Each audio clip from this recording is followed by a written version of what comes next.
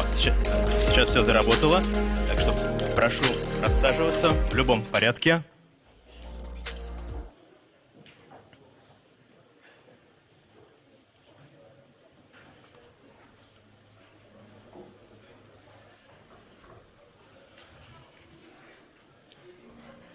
Так, прошу всех слушателей тоже занимать места в зале. И мы начинаем. Сегодня мы собрались обсудить такую важную для всех тему зеленых технологий, важную как для государства в целом, так и на уровне предприятий, так и для каждого из нас, как граждан нашей страны, и обсудить то, как тема зеленых технологий претерпевает ли она какие-то изменения в связи с меняющейся экономической ситуацией, because of the economic situation. And now we will discuss the priorities. We will welcome the respected speakers. Alexander Nikolaev, the head of Sakha Republic from Yakutia.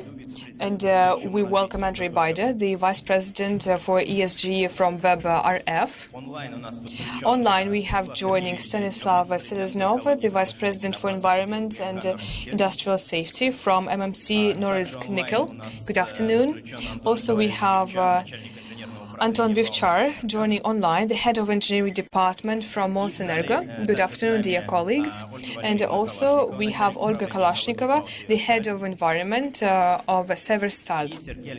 And we have Sergei Smirnov, the VP for ESG and digital transformation from Schneider Electric. So even in these circumstances, we do welcome some international participation. So the topic of the green technologies for Skolkovo is very important. We focus on it for several years.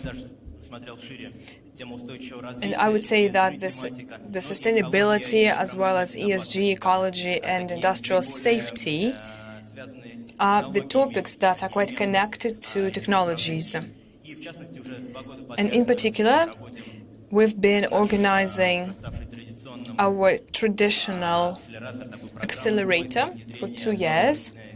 This is to search and implement for new green technologies, a green tech startup booster. Each year we collect from 800 to 900 applications. When we got this amount of applications in the first year, it was quite unexpected for us. And indeed, that was quite a large-scale project to collect the technologies in this respect, in this field in Russia. So the interest was always huge. Now we plan to launch the third round, the third cohort of this program. And today we will also discuss the priorities that are quite important now. Over the previous year, we were discussing the traditional ecological topics such as the pollution, traditional water, venues, the solid industrial waste that a lot of industrial manufacturers produce indeed.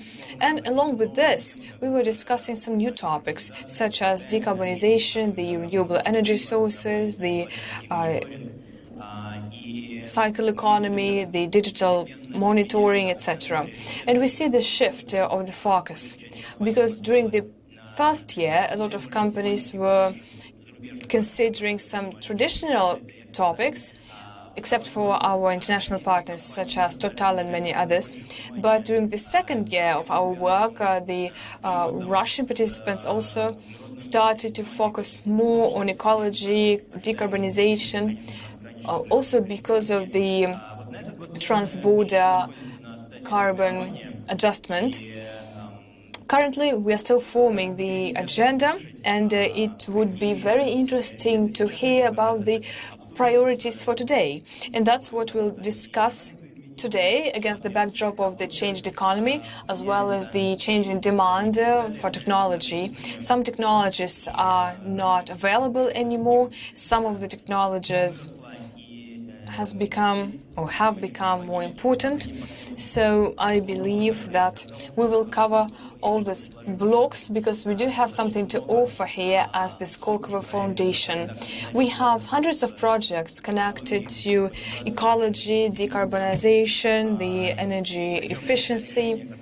These are the solutions that could serve as an alternative to some international solutions, even when they are available to us in the market. They are quite impressive when it comes to their characteristics and the balance between their price and quality. This is to decrease the effect of our activities on the environment, to minimize the risks.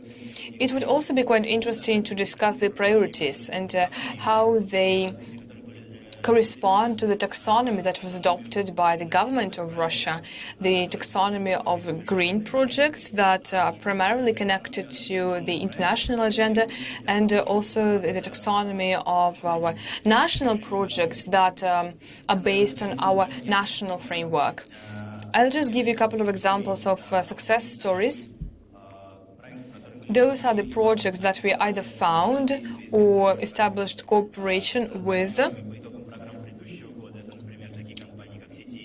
Such programs as CTR or Aurora Borealis for thermal disposal of waste with a minimum waste. So the main purpose here is to purify the waste. Also, some other companies such as BFB that focuses on the building of roads with the help of the metallurgical converted waste. This is what the industry generates. Also, another project that is quite aside from that. We found it last year. It's been piloting, and it's a module from Mars for the vertical greening works. So you see that the topics are quite wide and different. Currently, we are processing the applications from the winners of Green Tech of the last year. Mostly those are the projects that already have shown some results. And I believe that it would be interesting to understand what is the current position of our companies, where are they, what are their plans, etc. I think that it'll help the startups that will be listening to us today to make decision on in what direction to move and what applications to submit. And now I think it's time to get to our speakers. That was a couple of introductory phrases from me. And first and foremost, I'd like to give the floor to the head of Sakha Republic, Yakutia, Arsen Nikolaev. So you focus on the topic of environmental protection. You also speak at our platforms. So if we take a look at your previous speech and previous presentation, you were talking about different waste sites and decarbonization, etc. Of course, a lot of events have happened that influenced the economic situation, etc. How did it influence the environmental agenda in your region? Which directions do you continue to develop? And what are the projects that you plan for the future? Good afternoon, dear friends. Obviously, the ESG agenda, despite all the external shocks, should be on our agenda as the authorities in the regions. Well, these questions, these issues can be divided into two groups, into two elements. The first element is the external one. For example, this cross-border carbon adjustment.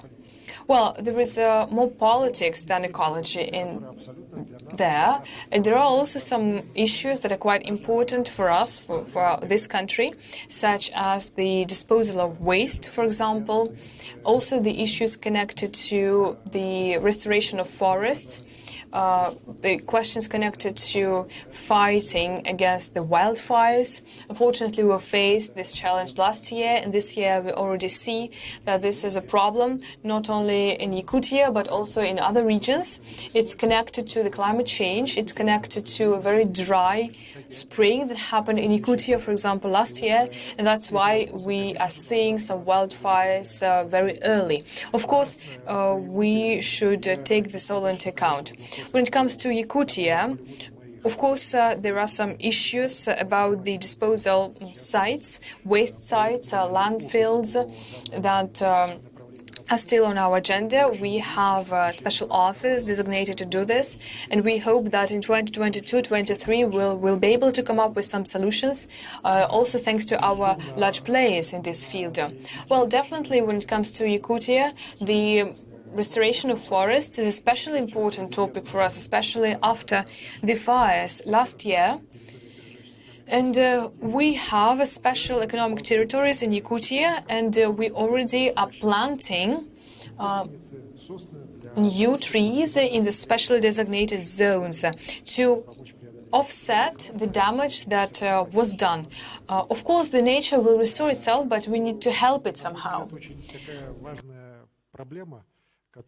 I think that the problem that is especially drastic here is the problem of the plastic disintegration. And here, I think that we have some promising startups from Yakutia, such companies as Axion. It has developed a unique technology based on bacteria that consume plastic. And I think that if this technology is scaled up, then definitely it will be able to be very successful commercially, as well as to just revolutionize this field, because plastic is something that we find very hard to process and to dispose of. And definitely, separately, when I was dealing with all these issues, I've come to an understanding that within the green agenda, we have to, of course, first preserve it, to keep it. We have to address our national tasks within this framework, the tasks of Russia, not the tasks of the West. And definitely here we need to focus on education. Just a couple of words on this. Unfortunately, when it comes to the education of children and their upbringing, within the ecological framework, well, we don't do enough, unfortunately. And we've started to deal with these issues in Yakutia and in other regions. If we talk about the new generation upbringing, which will take the green agenda as it is, as the reality, then if we want to make it happen, then we shouldn't wait for the people to educate themselves. We need to help them and to train them at a very serious level. Thank you. I can say also that within the framework of Green Tech, we launched a children's track to develop interests and expand interests since childhood towards green topic. And in this case, they would understand how important it is. Thank you very much for your thesis. It was very important to hear that at the level of regions, this topic of greening preserves its importance. And here we speak about fire safety and the economy of closed cycle. And we also spoke about plastic. Also, carbon footprint also is a little bit modified, but still relevant for us. It's very significant. Now, we looked from the point of view of regional authorities. Now, let's ask finances representatives. And Andrew, please, can you tell us about what you are doing here? For example, UWeb became a methodological center, and also you work at the estimation of infrastructural projects, the principles of sustainable development. How do you continue to follow this policy And do you see the preservance of this interest from the point of view of industry? What can you offer here? We had also this session on energy, and we discussed this a lot regarding energy companies, and they still want to be green. Yes, web also is in compliance with values of ESG, climatic agenda, and of course, we had some changes, external changes. It does mean that this work, which we had, should not be stopped. Maybe if it could happen, it would show that this is just this was just a showcase, and of course, it was not like this. This climatic agenda, ESG agenda, was seen as as like a uniform for the external users, like greenwashing. Yes, you mean? Yes, but so then when you go back, you take off this uniform, green uniform, and continue to do what you are always doing. But fortunately, luckily, it's not like this for the majority of financial institutes. What can I say here? First of all, speaking about methodological novels, I can say also that we have a lot of stories like this. Now we actively work at green standard, the Russian standard, in construction area for non-residential building taxonomy. It's also a national priority, and this is a flexible, alive tool. And with each new iteration, it reflects local specifics. For example, if we speak about steel, in Russia we have some unique plants. They also have a carbon footprint. They have 10 best factories, and maybe they should be used as a benchmark. But not from those which are not used in Russia. I mean, benchmarking should be taken from Russian enterprises. Nationalization, as you want to say, of green agenda is happening. Now we can say that, of course, high base rate does not help anybody, but still we are also regulators for verificators for independent companies which look at the financial tool, confirm its greenness or doesn't confirm its greenness. And as we know, we have 6 or 7 green bonds which will be issued at the market when the rate will be a little bit lower. It's a very interesting tool, not like in 2021, but still the interest is here, and companies. So companies don't refuse from green agenda. Nobody refused from green agenda. And if we speak about startups, we within the framework of our ESG transformation, we have 4 groups of projects regarding profitability and support measures. And there are some places for technological startups for them. Sometimes which is feasible can happen in any case, and a big business is looking for it.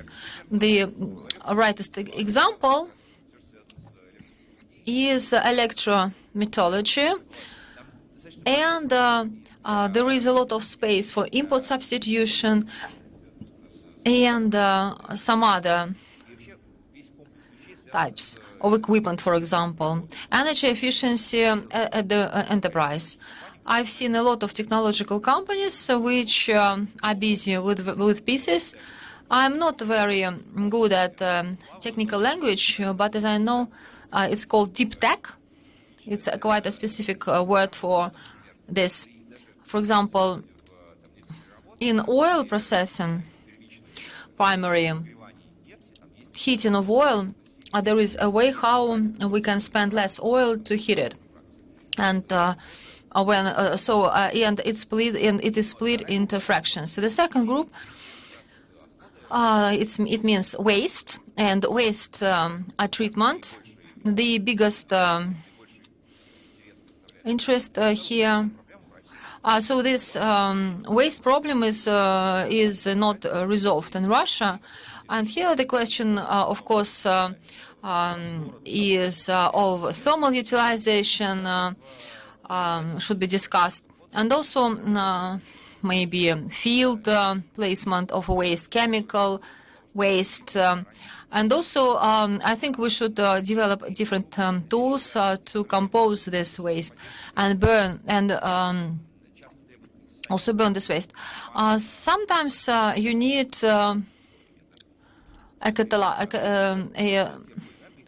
for example, thermal energy efficiency in a residential area. So this is like this, and it needs support.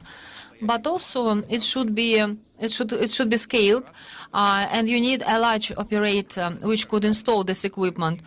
And I speak about thermal pumps, waste. This is all green agenda. This is not only wind energy.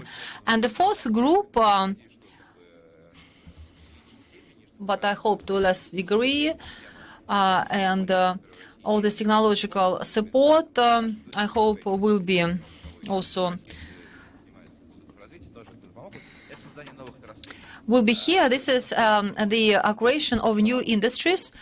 They will be created, of course, and hydrogen, first of all, hydrogen technologies. This is very interesting, and so everything concerning it, production, transportation, using like 100 different technological tasks which need solution, and the government, of course, will make a decision to develop this industry. By 2030, it will be a lot of developed. Then direct, so the capture, when also carbon footprint, but we need a price for carbon.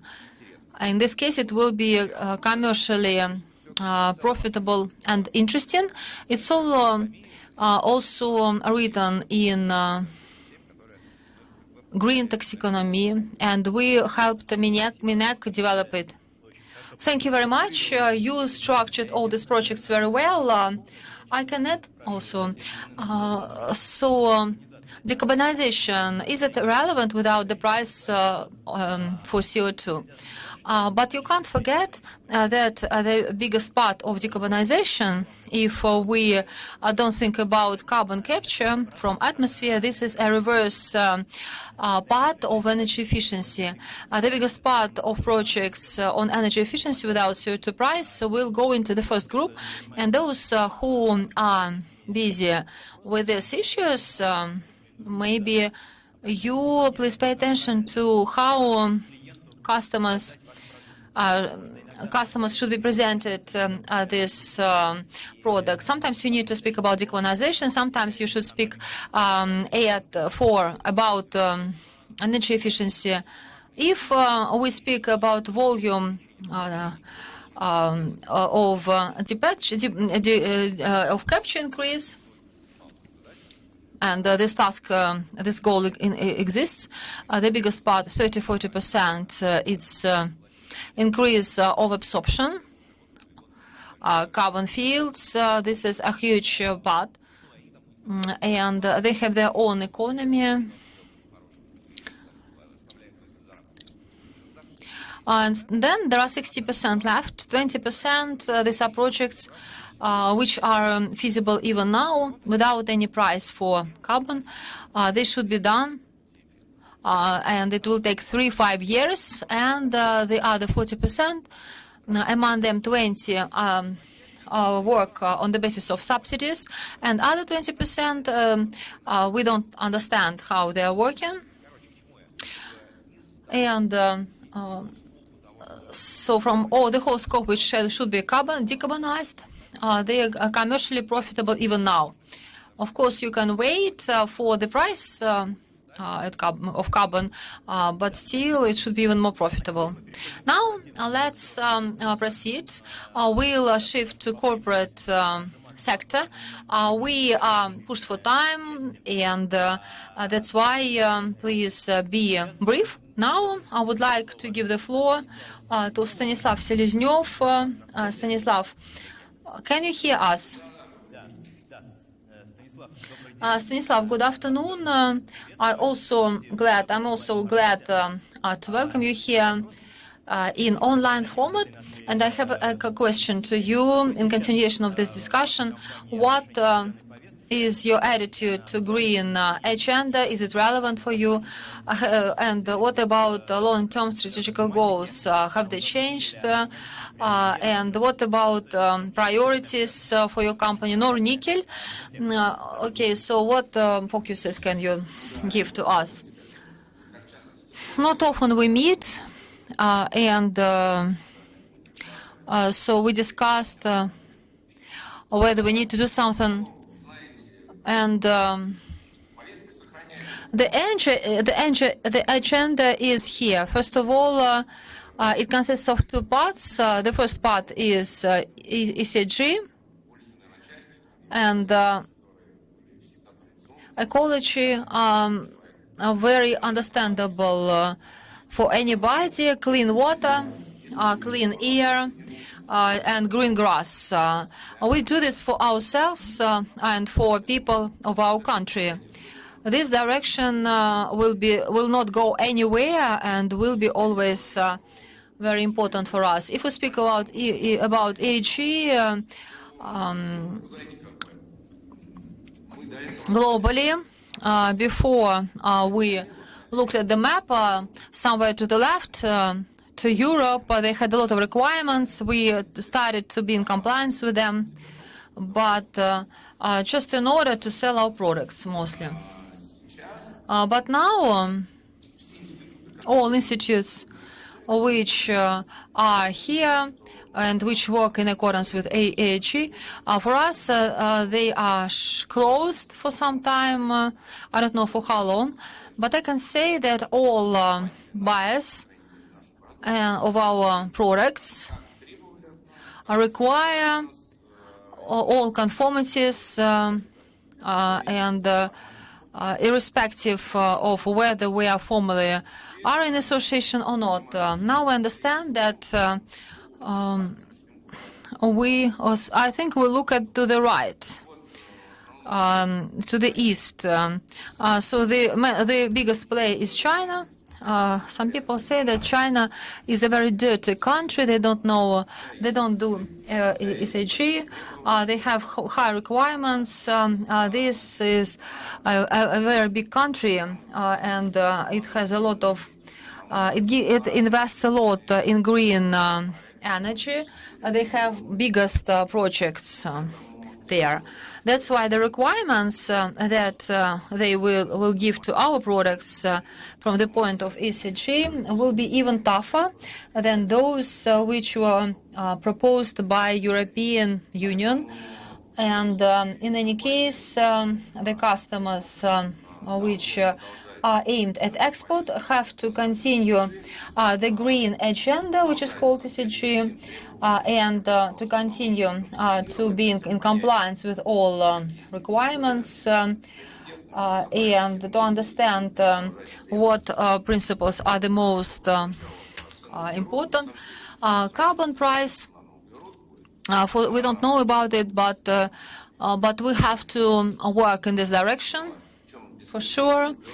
And we can take carbon price in Europe and multiply 5, for example, 0.5, and this will be the price, approximate price. And we think that we continue to realize our ecological strategy, And speaking about projects regarding water cleaning, water treatment, here we continue to work, but we, of course, here should focus on input substitution. It's a huge problem. And when they say that within 3 weeks we'll give you input substitution, that's unfortunately not like this. Even you start invent something from scratch, you will spend a lot of time for approval, pilot projects, and this situation is happening in monitoring. I don't speak about simple sensors, which you can have on the fence, for example, and measure environment properties, but I speak about industrial measurements.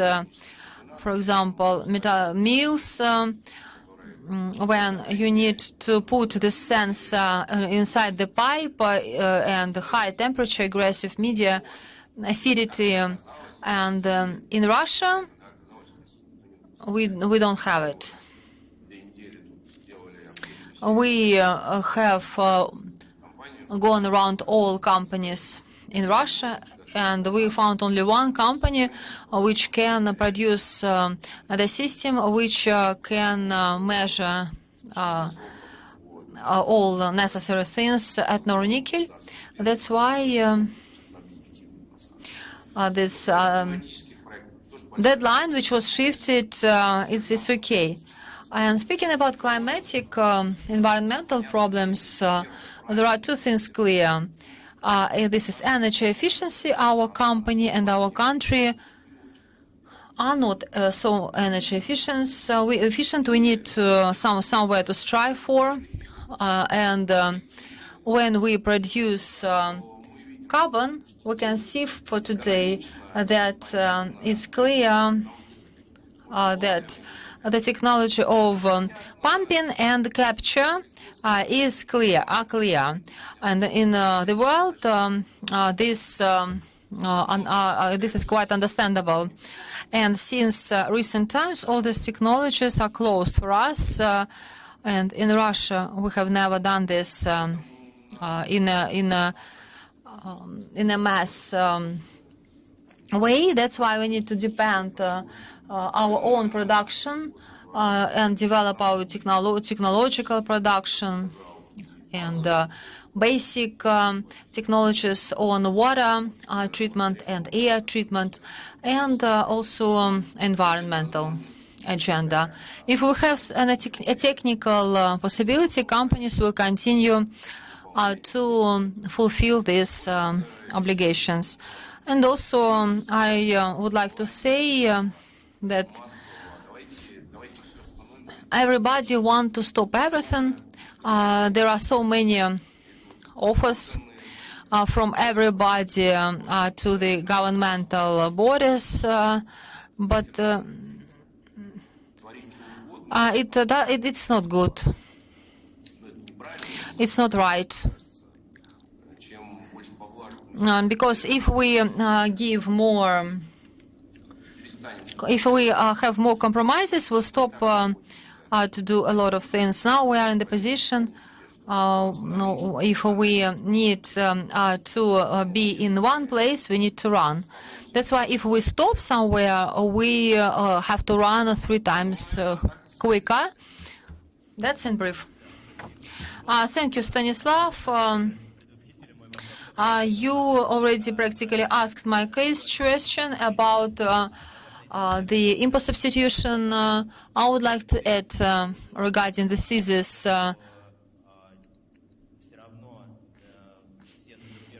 about this. At the international markets, everybody is looking at our companies, whether they are in compliance with the goals of sustainability. When we speak about CO2 prices, we know that even China launched a trade system of waste and emission, and I think it will be expanded. In any case, we should take this into consideration. Now, I would like to ask the other same questions. Ольга Калашникова, Северсталь. What about your priorities in green agenda?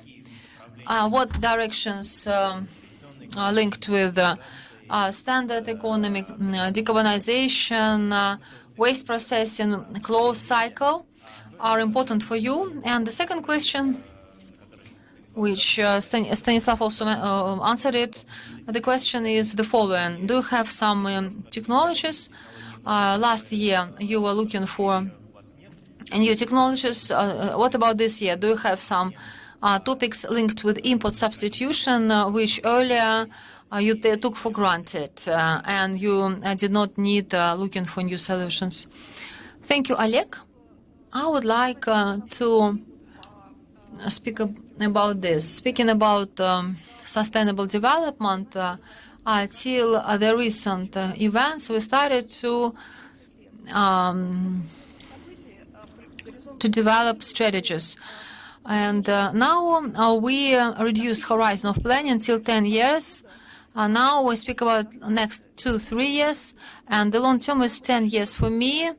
And we made a decision. Stuff nice to have to go should go out. It means that in such volatile times we need to focus on our basic values. And for us, we saw two values: responsible production of goods and trust. I can say that trust should be won by dozens. In 2020, our main flagship object, Cherepovetsky Mill, had an anniversary of 60 years. Severstal is known as the company which is responsible and a good employer. And here I would like to emphasize that trust is very difficult to win, very easy to lose, and very difficult to restore. In April, we finalized the sociological research in Cherepovets city, and as a result of this research, 75% of citizens of Cherepovets trust Severstal company. And that we can say that in very difficult, turbulent times, there is a trend for declining of such trust, because people don't understand what will happen next. I would like to give the results of the survey on issues of possible scenario regarding activities of the company under the condition of sanctions. The majority of people living in Cherepovets look at the situation with optimism, but 25% think that Severstal will find supplies quickly, and 19% think that it's not easy to cope with the situation quickly, and social projects maybe would be abandoned. And then pessimists, they think that sanctions are for long term, and without making stuff redundant, you can't go further. So in these turbulent times, we need to prove once again to our partners and to people, to general public, that responsibility for us is a basic value for us, and maybe even the factor of survival. That's why the key thing for us is preserving the working places and personal and responsible production. We understand that we are the company which gives working places. Severstal gives working places to 52,000 people. We have 7,000 of supply. 70 enterprises are working for our company. The goal is to preserve working places and the rights of citizens to have good environment, favorable environment. And we have three main issues of sustainable development: people, our social program, safety of working places, ecology, fulfillment of obligations within the federal projects, clean air, emission standards, cooperation. And here I'm in partnership with our regions of absence, of presence, development of infrastructure, support of scientific research works, support For example, Severstal is a partner of Startup Booster for 2 years in a row, and I represent ecology direction. I would like to speak about ecology priorities. One of the main direction is waste. The next one is increase of product recycling, increase of energy efficiency, and the use of source material. And in brief, I will speak about projects which we have regarding all these directions. Speaking about waste of products, only Cherepavets mill produces 7 million of waste. 7 million tons of waste. This, if you imagine the trains, it will be the trains from Moscow till Anapa. It's a huge volume of waste. Around the 7 million tons of waste, 6 million tons are processed. Mostly, this are waste of furnace production. And out of this waste, we produce gravel and sand for roads. We also have had already a pilot project where we used this slag as a replacement of 40% of cement when we constructed roads. And for the second year, we monitor the state of these roads in winter conditions. The experiment shows that the roads perform and function well, and we can use such components further. Our goal is to use this technology in city landscape. Regarding recycling, now the share of recycling is very high, 96%, but we need to have 98.5%. It's a global level. Here we have a lot of different events. One of the latest is processing of reinforced concrete. When we process reinforced concrete, metal waste goes to steel melting production, steel foundry, and the waste of concrete goes to recultivation of territory and construction of roads. Last year, we 30,000 tons of waste was not gone to the fields. And one also of the latest project, the latest stage of this project, at the finalizing stage, we have the project on a re-melting of garret zinc. Garret zinc, 60,000 tons annually. We process in pure zinc, and it can be used on the conveyors of paint at our production. Also, we make a lot of things regarding collection of plastic, paper, and then it's all processed in cardboard, in polyethylene bags, and also we have another solution which is based on machine vision, physics of particles, and nuclear physics, realized in Aklodomin production. This is Diamond, Russian company, also which is a participant of Skolkovo Foundation.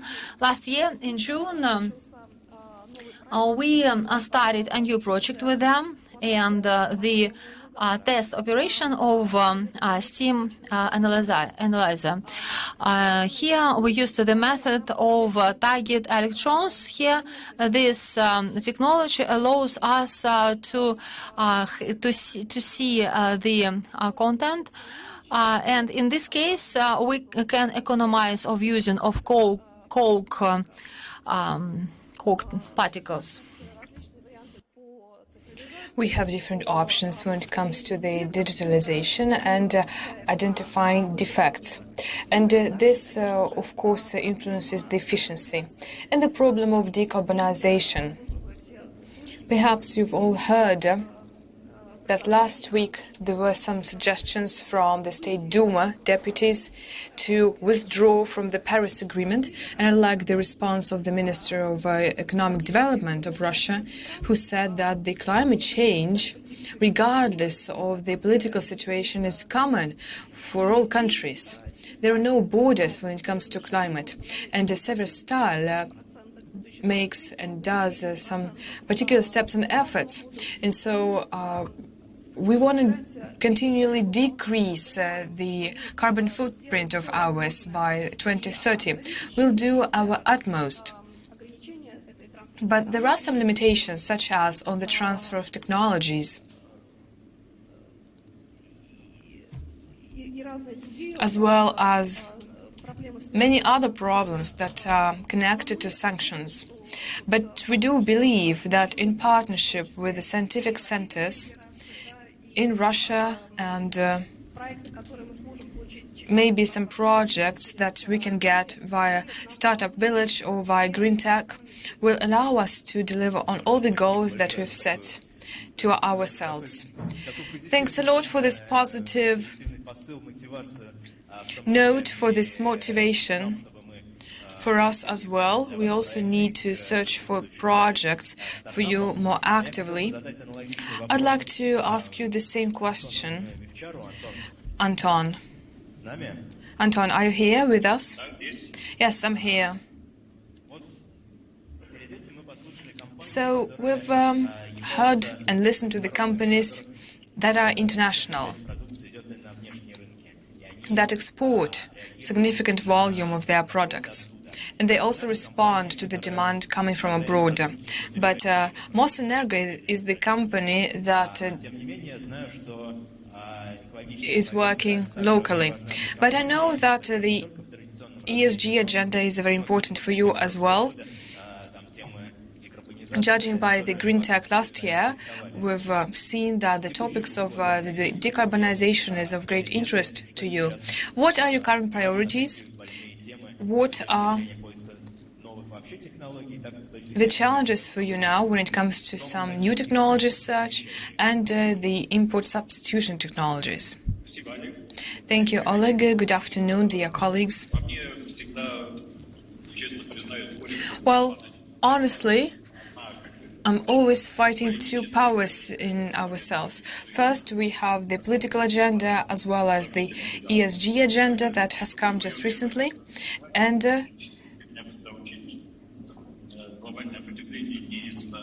actually, I was trained at the university in such a way that the global warming is caused by the industry or industrial activities.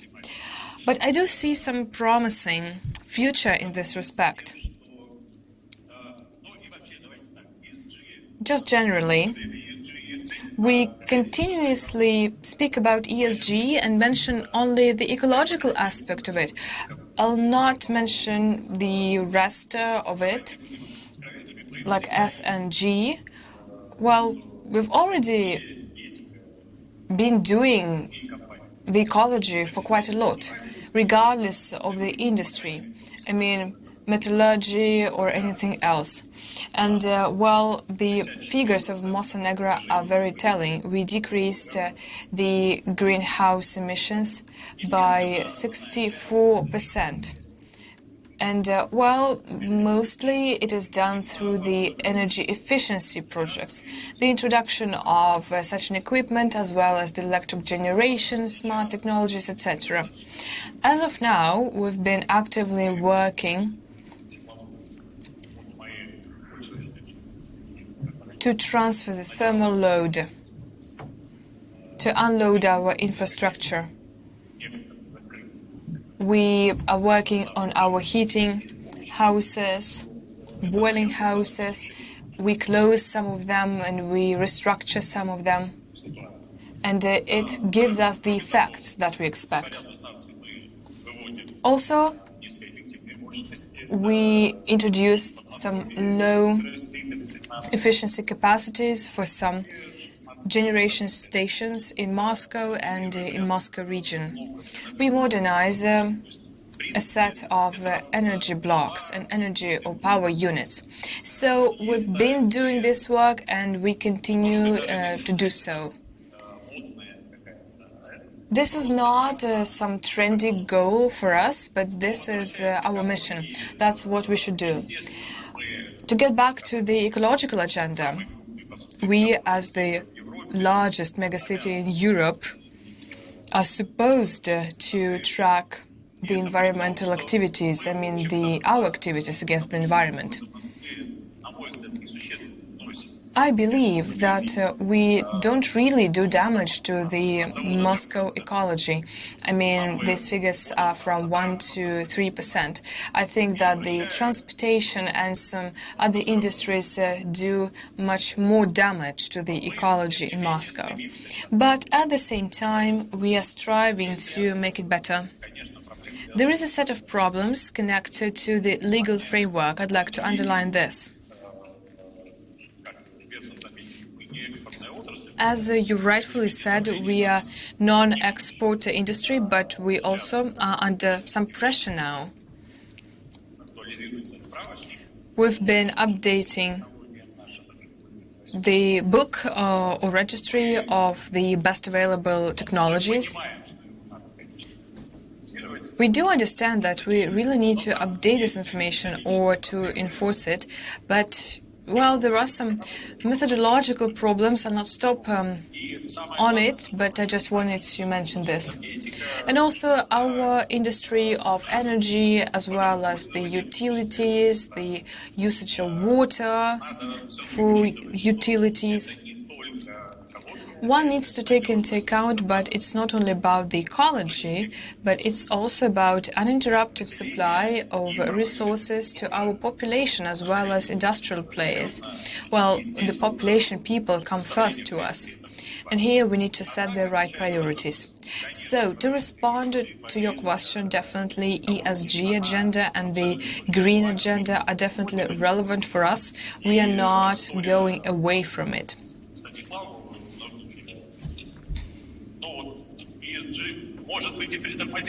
And the story of Stanislav from Nornickel is quite telling. Well, perhaps we could just slow down a little bit our ESG processes, but we'll definitely continue to deal with this. So we're also working now on the disposal of our subproducts. We want to use secondary CO2. Maybe we can produce something from it, some fertilizers, etc. And I would also like to thank the representative of WebRF for the presentation. We do hope that we can solicit some support from you, because this is quite an intense project for us, and I do hope that we'll be able to find some common ground. Thank you, Anton. When it comes to the CO2 catch and capture, well, the CCS abbreviation is added now by utilization, which is about the useful usage. We do have some solutions in this respect, and we do hope that we'll be able to make use of this. I'm very sorry, I forgot to mention the most important thing. The project that I was talking about, we've got from the Green Tech. Okay, great, thanks. Olga, and you already mentioned just a range of projects that were among finalists of our Green Tech events in the previous year and the year before that. So, to sum up, I'd like to mention the international agenda. So, Schneider Electric is an international company that is present almost across the whole world. So, Sergei, I would like to ask you the following. In your opinion, whether the approaches to ESG agenda are different in Russia and abroad, also when it comes to the technologies, and what should the companies focus on? The companies that are aimed at the Russian market, as well as those companies that are aiming abroad. Thank you for this question. Well, yes, good afternoon, dear friends. Indeed, just recently we were named the first world company in the field of sustainable development, proceeding from or based on the independent ESG ratings. Why or how we managed to get this far and this high? We are doing and dealing with the ESG agenda ourselves, but also we help our customers to attain their sustainable development goals. Of course, we always start with ourselves, and today I'm even without a badge because I haven't printed out because I didn't want to waste any paper on the badge. So, about the international agenda and the Russian agenda and the differences between them. I'd like to mention that despite all the expectations, ESG in Russia and ESG in other countries is the same. There is no difference, actually. Because in this country, as well as across some other continents and in Europe, there are some companies that are working on the sustainable development agenda, and there are some other companies that are doing greenwashing. There are some companies that introduce such cool solutions as Severstal. I'm not carrying any favor with you, but just I wanted to mention that. But there is another example of some other companies that are just doing greenwashing and that are not being fair about it. Unfortunately, in this country, the proportion between greenwashing and ESG real solutions not very favorable. There are more greenwashing companies, so to say, unfortunately. So ESG agenda shouldn't be dictational, so to say. If we say that the sustainable development requires investment that cannot get us any ROI or that it doesn't bring us any return on investment, then we just have to restructure our framework. We have to go away from the payback criteria. We just have to take a look at how ESG agenda influences the cost of our company and the prices of our shares. Secondly, if we invest in the sustainable development, as a lot of people have already mentioned, if we talk about the E, environmental, then this is a huge dimension of energy efficiency that's been dealt in or with in Russia for quite a long time. There are some large industrial players that invest in energy efficiency. They do understand that they can get some payback very soon, directly. Maybe in the past that wasn't called the sustainable development, but we do understand quite well. Oops, sorry, everybody, just maybe I mentioned something wrong, but a lot of people are leaving the hall now, the room now. Okay, so we're just running a little bit late, and that's why people are leaving, because they have to take part in another session. So, this is about the increase in the cost or pricing of the company. Okay, so I'll sum up because we have the next session coming. We are aimed at the return on investment as well, of course, but now what we are doing is the solutions which involve IT and the new technologies, I mean the new green technologies. In the past, we did have some technologies that weren't returning anything on investment, but today I've just walked across the startup village bazaar, and then I saw that there are a lot of companies like this. So we've been aggregating the offers and offerings, and we know that there are a lot of developers that can address the tasks, the technology-intensive tasks. Just as example, like a Talent case, I really like the solution of microgrid.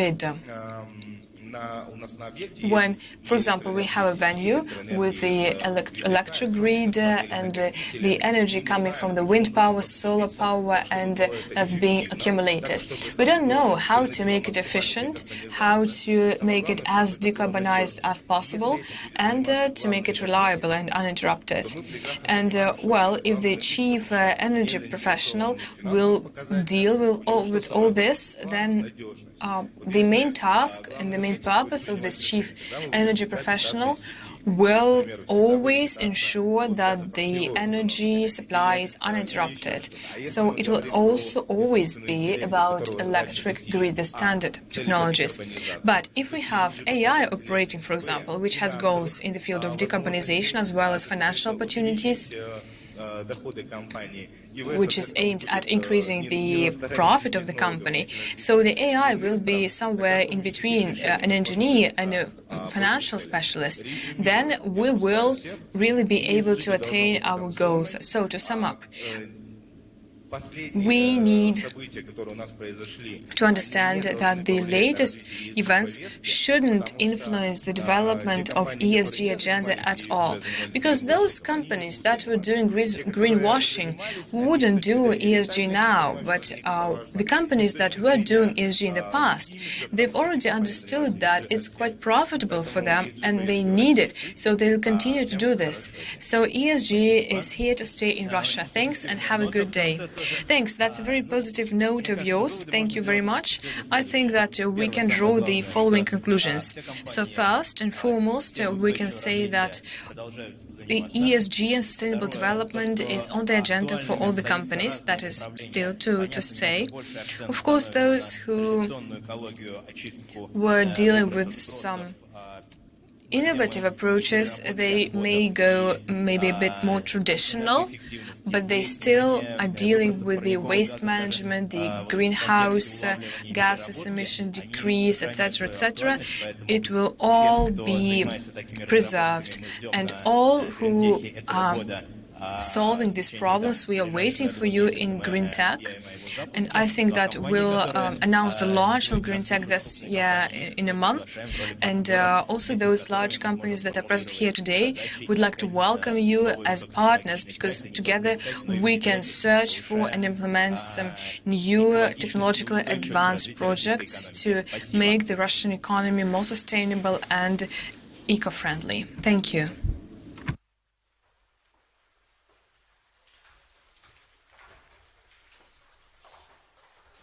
ВК-звонки доступны везде и без ограничений, в 4К и с активным шумоподавлением. Будьте всегда на связи в ВК-звонках. Встречайте приложение ВК-клипы, удобный видеоредактор, уникальные маски и эффекты и стильные фильтры для обработки.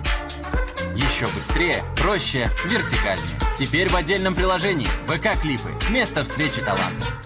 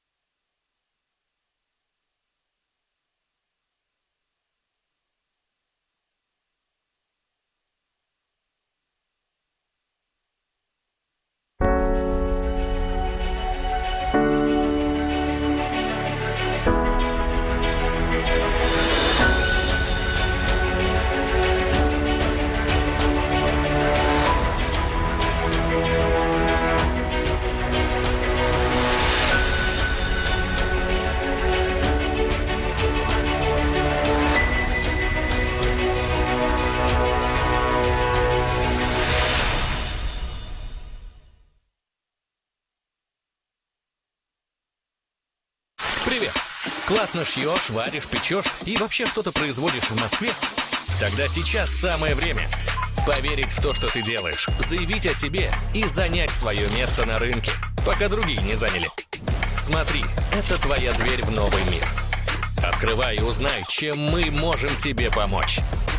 Москва-24 для бизнеса. Давай с нами. Журнал «Эксперт» — это российский и международный бизнес, общественно-политические процессы, аналитика и прогнозы, рейтинги и интервью. Специальные условия на подписку на сайте expert.ru. «Эксперт» — настоящий деловой журнал.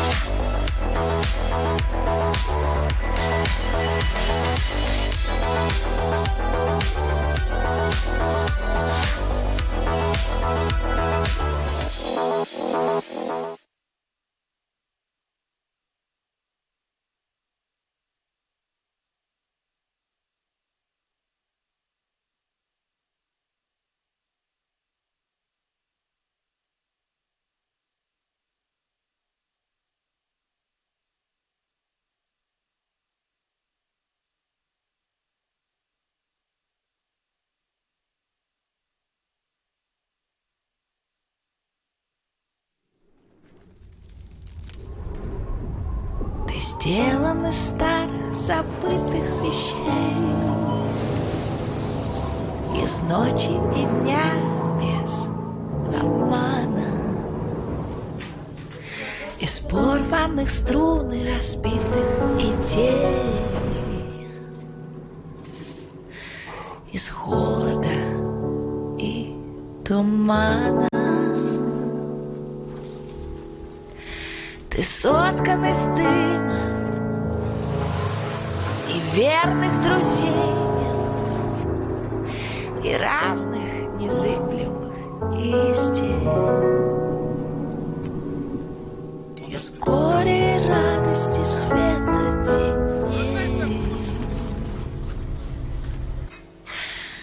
А может, из чьей-нибудь мысли.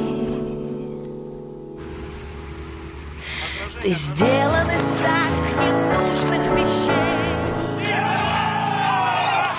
оставленных кем-то на пути.